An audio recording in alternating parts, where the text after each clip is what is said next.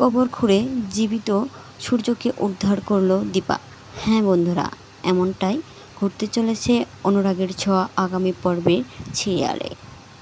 এই বিশেষ পর্বে কি কি হতে চলেছে তা জানতে হলে আমাদের ভিডিওটিতে চোখ রাখুন।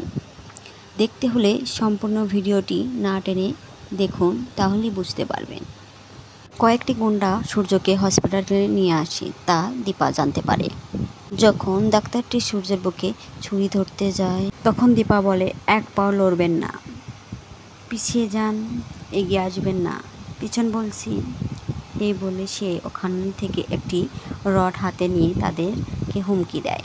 তখন পেছন থেকে একটি গুন্ডা এসে দীপার উপর হামলা চালায় এবং দীপাকে মেঝেতে ফেলে দিয়ে অজ্ঞান করে রেখে সূর্যকে নিয়ে ওই ঘর থেকে পালিয়ে যায়। কিছুক্ষণ পর যখন দীপার জ্ঞান ফিরে, তখন দেখে সে ওই ঘরে নেই।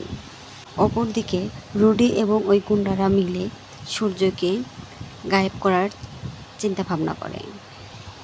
কি করা যায় তারা ভেবে না পেয়ে তারা সিদ্ধান্ত নেয় যে সূর্যকে জ্যান্তই কবর দিবে। তখন তারা ওখানে হসপিটালের পিছনে একটি গর্ত দেখলে তখন তারা সেখানে সূর্যকে পুঁতে দেয় এবং তখন রুটিরা সেখান থেকে পালিয়ে যায়। দীপা কোনোরকমভাবে হসপিটাল থেকে বের হয়ে এসে রাস্তায় অজ্ঞান হয়ে পড়ে যায়। ঠিক তখনই সেখানে কৃষ্ণ এবং অবিনাশ আসে এবং দীপার জ্ঞান হারায়।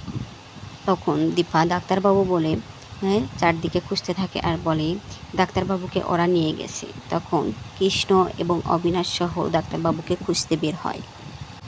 হসপিটালের পিছনে খুঁজতে এলে দীপা দেখে ডাক্তারবাবুকে যেটিতে করে নিয়ে এসেছে সেটি সেই আগলা জায়গায় পড়ে রয়েছে।